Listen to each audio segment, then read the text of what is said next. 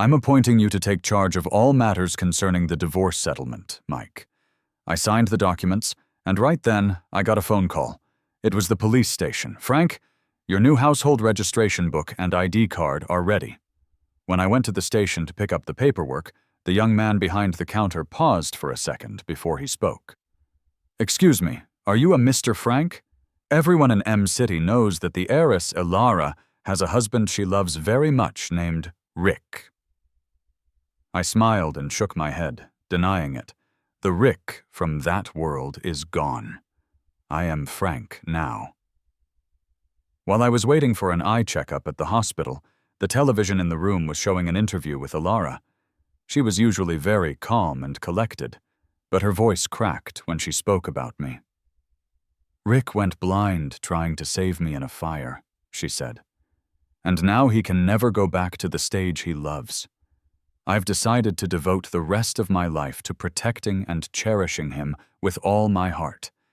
Seeing him struggle with daily life when he could have been gliding on his toes on stage, it just tears me apart. I overheard a nurse nearby talking enviously. Ilara married Rick Warren right after college, even though her family was completely against it. After they got married, she showed off their love so much it seemed brighter than the stars. I froze for a moment, tightening my grip on the bench. Everyone in M City knew that the rich Ilara saw her husband as more important than her own life. When my parents divorced in high school, my stepmother immediately kicked me out. I collapsed in the snow, and it was Ilara who found me, saved me, and took me in. She fed me, gave me clothes, paid for my schooling, and even supported my dream of learning ballet. I lost my eyesight saving her during that fire. Ilara never left my side. She married me right after I graduated, going against her whole family. One cold December, she knelt all night in the snow, wearing only a thin dress just to get her family, the Wilsons, to accept me. They finally gave in, and she ended up in a hospital bed with a fever, clutching that engagement ring tightly. Ilara knew that because of my broken family background, I was always too scared to truly commit to a relationship. After all, I had seen my own father bring his mistress home, leaving my mother heartbroken. On our wedding day, Ilara knelt on one knee, her face sincere. Rick, I promise to spend my entire life loving and cherishing you. There will never be betrayal or lies between us, and I will be faithful to you forever. Ilara kept her word, giving me endless care and attention over 5 years of marriage. But the day my vision came back, I caught her and my stepbrother Sam wrapped up together at home. That's when I understood. Sam visiting was just an excuse for him and my wife to continue their affair. And Ilara, every single time she lovingly offered to pick up my medicine, it was just so she could spend more time alone with Sam. I kept my sight recovery a complete secret, pretending not to see the two of them boldly kissing right in front of me with blurry vision. I broke a glass and cut my hand on the shards. Ilara quickly rushed over, worried, and grabbed my hand. At that moment, the pain inside me was far worse than the bleeding cut. I didn't expose their cheating. I kept pretending I was blind while secretly preparing to one day leave Ilara. After I left the hospital, I found a new email. Mr. Frank, we've seen your performance videos. Even though you've been off the stage for a while, we're confident we can make the stage shine together with you. We're waiting for you in Paris. I had quietly applied for an internship with a ballet company in France, and now they were welcoming me. Before I lost my sight, the company had reached out to me when I was a shining star on stage. Back then, I never considered leaving Ilara, so I refused without hesitation. But now, it was Ilara who forced this decision on me. Thanks. I'll arrive in Paris in a week. See you then. I took the ring off my finger, feeling free from all burdens. No more arguments, drama, or tearful apologies for me. I want to disappear from Ilara's world, for her to feel completely powerless even with all her influence in M City. I want her to spend the rest of her life feeling regret. I put on my sunglasses and tucked the ring into my bag. 7 days from now, there will be no more Rick in this world. As soon as I got home, Ilara rushed to me anxiously. "Rick, where were you? Why didn't you answer your phone?" She frowned, taking the bag from my hands. I noticed she was wearing different clothes than before, and they smelled like a laundry detergent that wasn't ours. I forced a smile and handed her the fake diagnostic sheet. I went for my eye checkup. The doctor said things aren't looking too great. Ilara helped me to the couch, carefully putting a warm cup of water in my hand. "How could you just run out on your own? Do you know how worried Ilara was?" Sam emerged from our bedroom, still wearing my pajamas. His unbuttoned collar revealed several hickeys. His tempting gaze was fixed on Ilara beside me. I pretended not to notice, just identifying the voice with my ears. "When did Sam get here?" But inside, I squeezed the cup even tighter, a sharp pain piercing my heart at this sight. "Mom asked me to bring some supplements for you. They're good for your eyes. You need to recover your sight soon. The Dance Association in M City just gave me the lead dancer spot, which was all yours." Sam's gentle manner and bright smile made his words feel like a blade stabbing straight into my chest. I stayed silent, deep in thought. I knew Sam's talent. He could never deserve the lead dancer spot. His growing opportunities over the past year made me suspect Ilara might be helping him behind the scenes. "All right, I've got some work to do at the company. I'll go now." Ilara put vitamins beside me and thoughtfully prepared some fruit. "Rick, you rest at home. I'll come back early to keep you company." Then she gave my stepbrother a knowing glance. He understood immediately. "The dance troupe also has practice today, so I'm heading out as well." I warmly waved them off. Watching Sam wrap Ilara in his arms, I waited a moment, then looked down from the balcony to where Ilara parked her car. The two hadn't walked far before they were passionately kissing, and soon Sam cradled Ilara and laid her on the car's back seat, leaning in. After I quickly took a few photos and sent them to Mike, they still hadn't closed the car door, and the vehicle was softly swaying. Fighting to control my breathing, the dull ache in my heart twisted into a sharp knife, leaving me breathless. Ilara and I had known each other for 10 years, married for 5. I had no doubt she would be the one I'd share my life with. But the woman who vowed to love me forever let her promises disappear in just 5 short years. I wiped away my tears and turned toward Ilara's study. I punched in the code to her safe like it was second nature. Inside were a few contracts, all the top ballet resources, including the lead role promised to me by the Dance Association, were now handed over to Sam as a gift from Ilara. Maybe she thought since I went blind, I'd never be on stage again. But the contract at the bottom, it was signed 2 years ago. Back then, I hadn't lost my sight. I was still taking the ballet stage by storm. I lost the lead role for the one show I cared about, La Bayadère, just a day before the performance, and they replaced me with Sam. The director had said Sam was better suited for the part. I looked at my body covered in bruises from rehearsals and cried through the night, finally sitting in the audience and applauding my brother. Watching my despair, Ilara's eyes had gone red, and her voice was husky, filled with care. "Rick, it'll be okay. There'll be another chance." Her facade was so convincing it had me fooled. It turns out the one who stabbed me in the back was the person I trusted and relied on the most. My partner. It seems like their affair had begun a long time ago.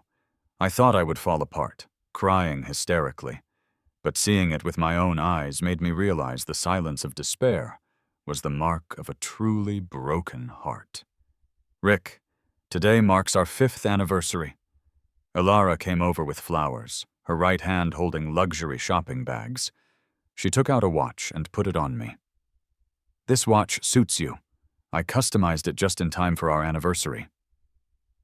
I felt the watch on my wrist and smiled at her.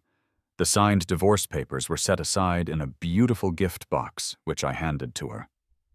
Ilara, this is my gift to you. Her face lit up with excitement, and she eagerly moved to untie the ribbon. Open it in a week. It's a surprise. I stopped her, my expression calm. All right, I'll listen to you, Rick. She placed the box in the display cabinet, then took my hand. I've made reservations. We're celebrating there tonight. We spent every anniversary at Rose Restaurant. Ilara said the spot was perfect. You could see all of M-City's night view from the window. She even planned a magnificent fireworks display at 8:00 p.m. Though I couldn't see it, the sound helped me picture the momentary splendor against the black sky. On our way, Ilara set me in the passenger seat and went to the trunk to get a blanket. I noticed a thin sheet of paper tucked into the door pocket. Ilara's pregnancy test results. She was pregnant with Sam's child. Since losing my sight, we rarely got intimate. Whenever she kissed my eyes, I'd awkwardly pull away. She wasn't upset, just held me, breathing heavily, and placing tender kisses on my forehead. Rick, don't worry. I'm here for you. What I didn't provide, she gave to Sam. My breath caught as I put the paper back. Her phone was connected to the car's Bluetooth, and I turned to see her standing at the back, texting. I opened her chat. It was Sam's. I'm coming with you. Don't be silly. It's Rick's and my anniversary. Stay home. I'll come over after dinner. I was there last time too, right at the next table. He won't find out. No wonder last anniversary Ilara kept finding reasons to leave the table. After a pause, she agreed. Fine. We'll go first. You take a cab. I laughed quietly as I shut off the screen. That blanket took her 10 minutes. Not that she was looking for it, but where her heart lingered. Dinner was tasteless. Ilara soothed me with words while stealing glances at Sam at the next table.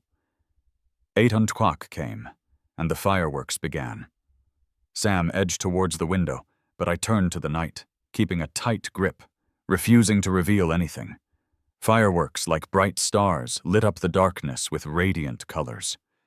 My heart clenched painfully numb. I watched my name, once spelled in light against the sky, now erased. Out of the corner of my eye, Sam threw himself into Ilara's arms. They embraced and kissed, unaware of my blurred vision in the chaos. Memories of our first anniversary flooded back. Ilara hugged me from behind in this very spot, her love spilling from her eyes. She'd said, "Every year, I'll light the most spectacular fireworks just for you. I'll show the world, Rick, that you're my one true love." A decade of moments seemed like a dream. I lived in an illusion of love created by Ilara. Now awake, it's time for me to leave. My new ID and passport are ready, and tomorrow I'll fly to Paris. The following morning, I calmly sat and made breakfast, preparing Ilara's portion too. Rick, why are you up so early? Ilara came out, seeing the food ready. She hesitated only a moment, then hurried to me, holding my hand. There were small cuts from unfamiliarity with knives and burns from splattered oil. You can't even see. Why? Cook Lisa will be here soon. Doesn't this hurt? She gently held my hand, a few tears falling onto it. With another glance, her eyes were already red. Her acting was so perfect that if I hadn't seen for myself, I'd never believe the woman who claimed to love me more than anything was unfaithful. I'm fine. Just thought I'd cook. It's been a while. I'd already told Lisa to come by later. By then, I'd be out of M City. I tried to pull my hand away, but she took it to the living room, applying ointment. My husband's hands are too beautiful to mark. Looking at Alara's focused head, I almost blurted out and asked her why. Luckily, I held back. While she went to fetch bandages, I saw a message from Sam on her phone. Heaven Hotel, room 1012.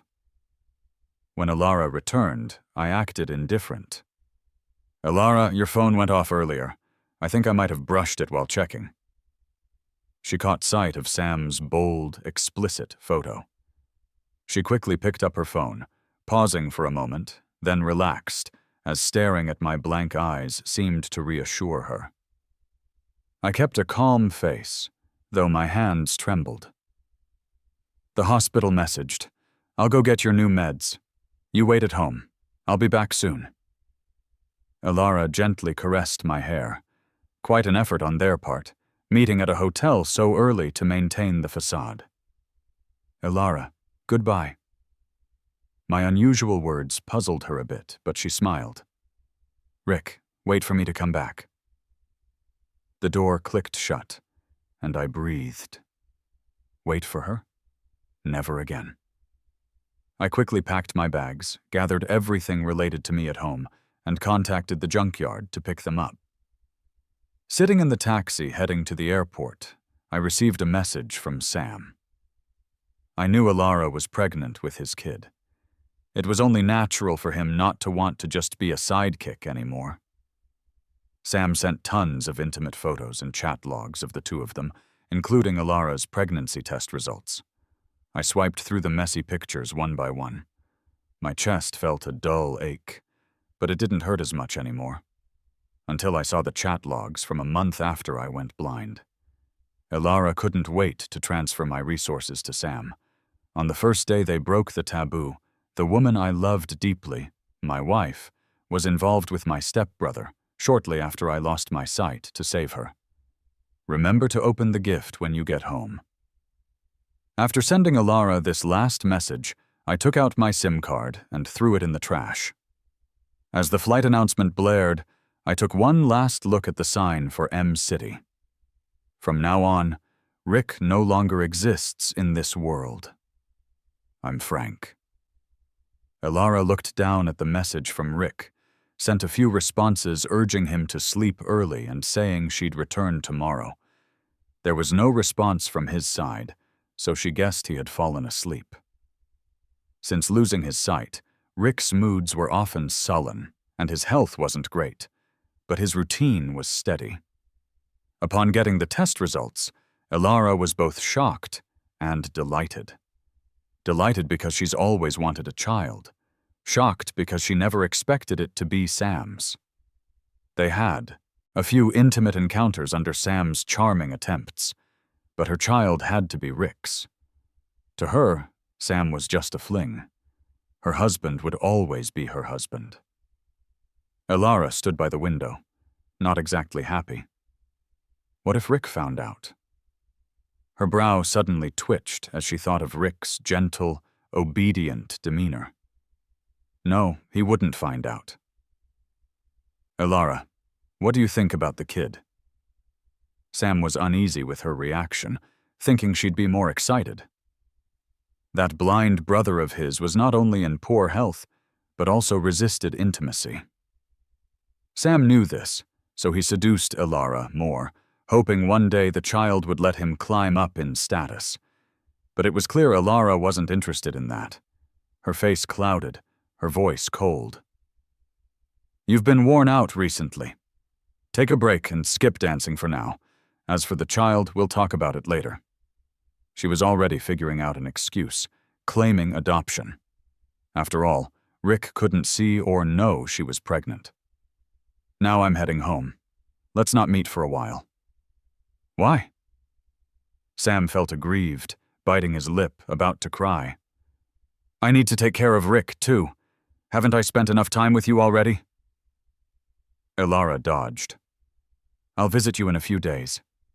Be good. Sam dared not stop her. having lots of grievances against that brother. When is that sickly brother going to get a divorce? He scrolled through their chat with no replies from Rick. The car sped home. Alara looked at the dark balcony, thinking Rick was already asleep. Lisa, the maid, welcomed her with a light. Alara handed over her coat, casually asking, "Is Rick asleep yet?" Lisa was surprised and stammering. "No. He messaged me this morning to come back later tonight. When I arrived, no one was home. I thought you both had other plans." With every word, Alara's eyes darkened. Did he say anything else? Nothing more. Lisa's face turned pale, fearing she might upset the woman before her. "Okay, you can go." Alara dialed Rick's number, clutching the phone, her expression turning darker. She waited a few seconds, but only got the automated voicemail of a shut-off phone. As she hurriedly went upstairs, she called her assistant, Jessica. "Check all of Rick's call records now. Look into his documents. See if there are any immigration records." Alara's voice was colder than ever, but a fierce aura surrounded her. There weren't many places Rick could go. After all, he couldn't see. Where could he run to? With that thought, an impossible notion slowly surfaced in her mind. "Also, check the hospital diagnostics. I want all the results of his recent rechecks. Hurry up." Recently, Rick had been going to his rechecks alone. She only saw the reports he brought back. She always thought he couldn't see, indulging in her intimacy with Sam. But what if he could see again? A headache throbbed in Alara's head as she forcefully pushed open the bedroom door. Inside was pitch black. The bed was neat and clean. Shaking, she turned on the light and found their framed photo missing from the nightstand. Her anxiety grew, rushing to check all the rooms one by one. Rick's clothes were gone. His toiletries were gone. Even their wedding photo in the living room was gone. She stormed into the study, finding the spot for her safe slightly moved.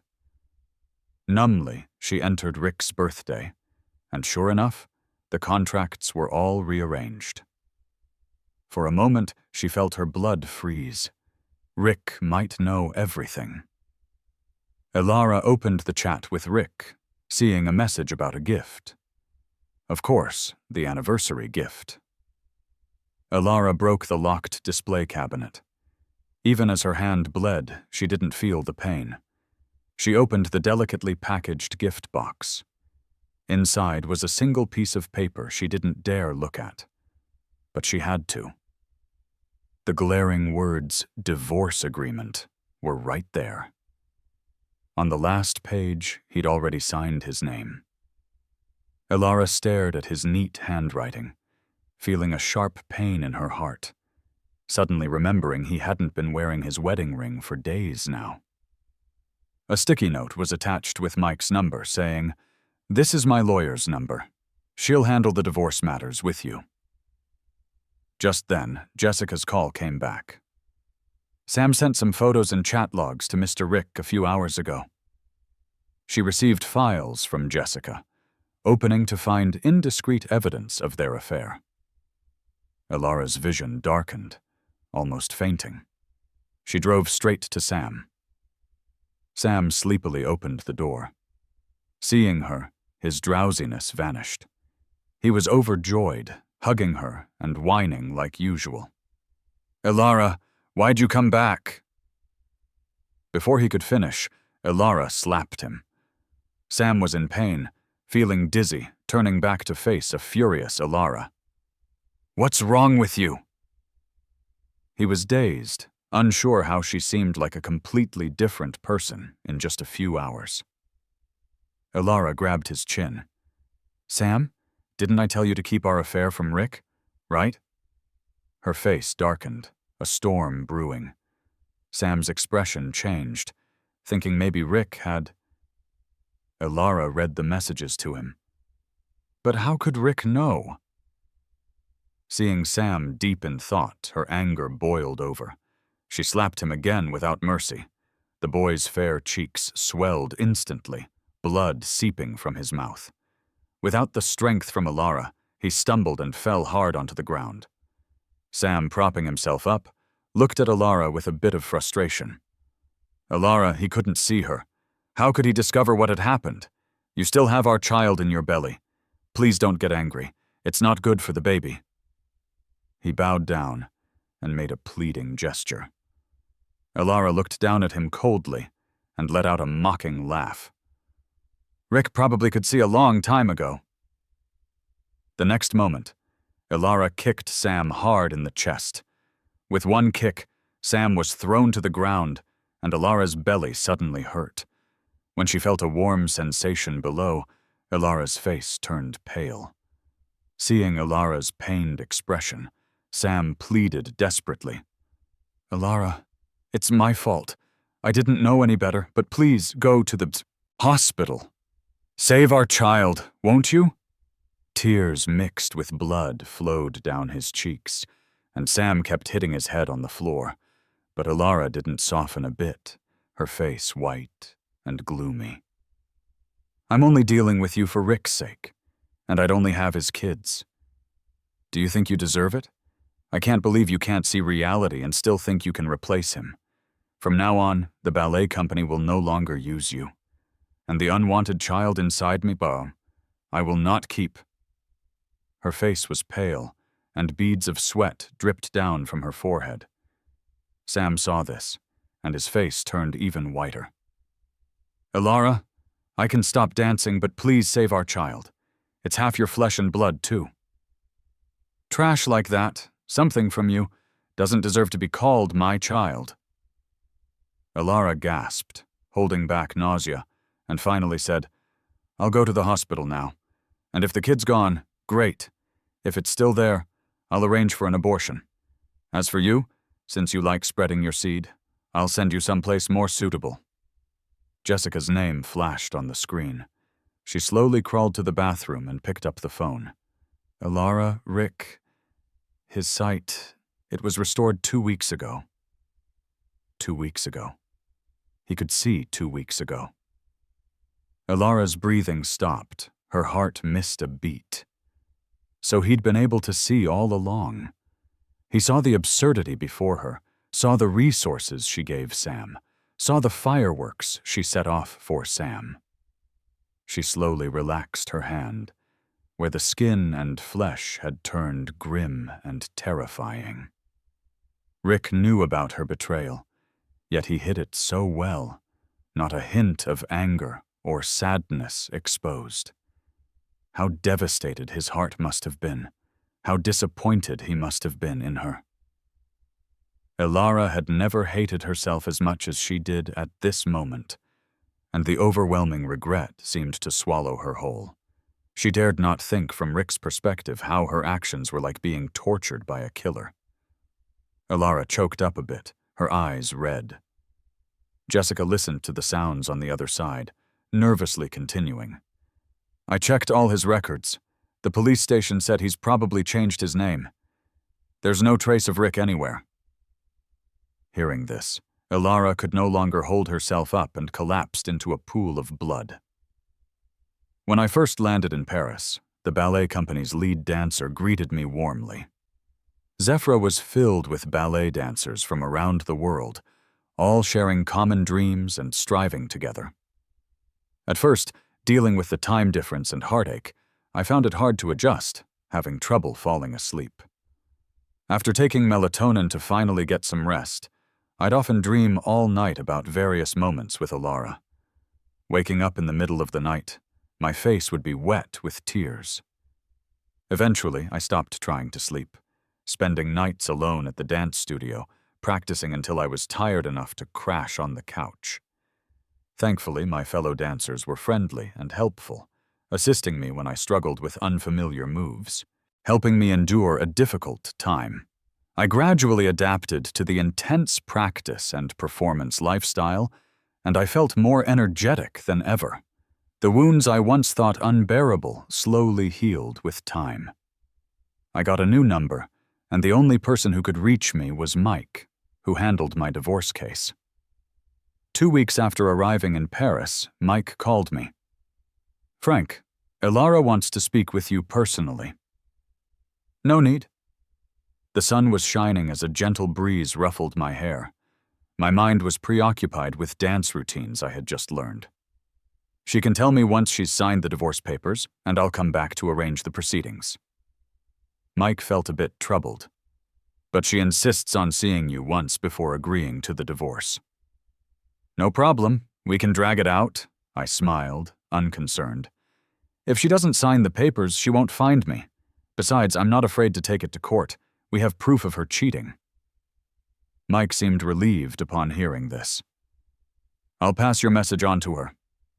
He sincerely added, "Frank, you've changed a lot since our first meeting. You're now confident and carefree, truly living for yourself." "Thanks." I hung up and rubbed my hands, feeling the Paris air grow a little colder. After practice, a girl from the company invited me for dinner. We sat in a restaurant and ordered our favorite dishes. "Frank, your movements are beautiful. Your technique is precise, yet uniquely yours. Which company did you dance with before?" Melody said, adding more food to my bowl, her expression cheerful and warm. "I was in M City before." Melody was curious. "Then why the gap in your dancing career? You seem to love ballet a lot." I paused for a moment, then smiled openly. "I survived a fire 2 years ago, but I was blinded. I only recently regained my sight a few months ago." Melody showed no awkwardness. Instead, she laughed brightly. "Then what do you call that? Where there's a will, there's a way." Her positive attitude was infectious, filling me with warmth. Even though I went through emotional betrayal and deceit, I regained my sight, decisively leaving the lies behind, and could once again do what I loved. Isn't that a form of luck, too? Feeling a lump in my throat, I raised my drink to toast with Melody. "You're right. I feel reborn now." Getting the response from Mike, Elara sat hopelessly on the couch. There was no turning back now. She knew Rick was determined to get away from her. She drank one cup after another, ignoring her friend's attempts to stop her. She hoped to numb her aching heart with alcohol, yet memories of better times would still emerge. Elara suddenly recalled their wedding day. Rick knelt on one knee, his eyes full of her. Back then, she never imagined she would cheat. She professed her love straightforward and passionate. Betrayal and deceit were things she'd never considered. When did she forget her original intentions? First, she was genuinely touched. She never expected someone to risk their life in a burning building to save her. She felt sorry for Rick, wishing she could trade places and take his blindness. But over time, their mundane life grew dull. She found herself drawn to the fiery Sam, even getting swept up in it, and giving him the best resources. It wasn't until Rick actually left that Elara had a major realization. She couldn't live without Rick. But now she had truly lost him. Thinking about this, Elara covered her face in pain, tears squeezing through her fingers. Her brothers exchanged glances, shocked at how things turned out. Rick's stepbrother, Sam, was a wreck, and dancing was the least of his concerns. Standing up again was a big question. The Wilsons were pressing Elara to finalize the divorce quickly before things got out of hand, so they could arrange a new marriage. Someone needed to inherit the business. 3 days later, Sam took to the internet, exposing Elara's actions, determined to fight her. He posted all the evidence, admitting to being her lover, yet all their boundary-crossing interactions were initiated and accepted by Elara herself. Sam even shared his hospital records with injury assessments. Elara, who was once devoted to her husband, had cheated with his stepbrother, using violence and risking lives. The online world exploded with the news, causing the Wilsons' stock to plunge. Elara's father, in a rage, gave her a few lashes with his belt. Her back was raw, yet she remained unyielding. Finally, her bedridden grandfather spoke up. "Alara, you're terribly wrong. You begged for the chance to marry Rick, yet you didn't treasure it. Now, refusing a divorce is just dragging him down, hurting him again. Sign the divorce papers immediately and handle the company affairs properly. Stop this nonsense." Alara's straight back finally slumped as she lowered her head. She called Mike. "Please tell Rick I'm willing to divorce." Once notified, I arranged my schedule, flying back from France. After the divorce was finalized, Alara and I exited the Civil Affairs Bureau together. In just 6 months, Alara had changed drastically. Although it was early winter, she wore only a wool coat. I recognized it. It was my wedding gift to her. The once elegant and proud woman was now utterly worn. Her once full face was now gaunt, eyes bloodshot, and even her once firm posture was slouched. Alara halted me with a low, raspy voice. "Rick, how have you been?" I chuckled silently, waving the divorce papers. "My name's Frank. Rick doesn't exist anymore." "All right, Frank." Her expression fell for a moment, then a hint of color returned. "Are you staying in M-City? Maybe we could still be friends? Could I come see you sometimes?"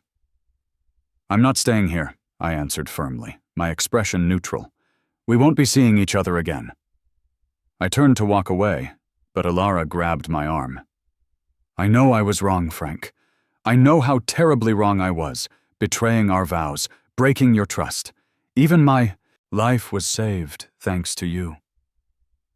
Alara gave a bitter smile, tears glistening in her eyes. "Can you give me another chance? I promise never to deceive you again. I'll take care of you, and we'll have a lovely child. If you're still hurt, we could start over. You could let me chase you again." "We stopped dreaming, Alana and Alara." I cut her off, extinguishing her last hope completely, just like she once cruelly did to me. "There's no future for us. I'll gradually forget you and start a new life." The icy wind blew winter's chill, numbing. Watching her frail silhouette fade, Alara felt a dull ache in her heart. It was her own doing that severed all the love. Once everything settled, I rushed back to Paris to perform in my dance troupe's first show.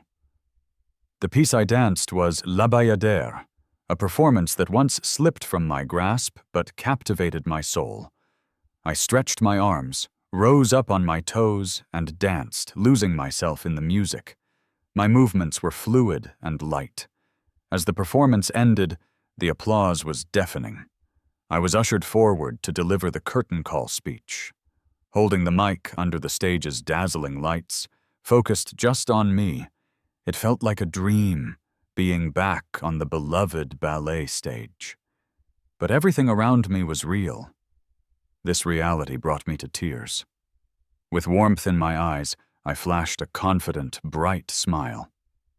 I thanked my dance troupe friends, ballet, and myself for daring to start over. I broke free from a binding life, now thriving to show my own brilliance. I forgave all the hardships fate once put in my path. What tasted bitter before now turns sweet. I am Frank. From now on, I live for myself alone.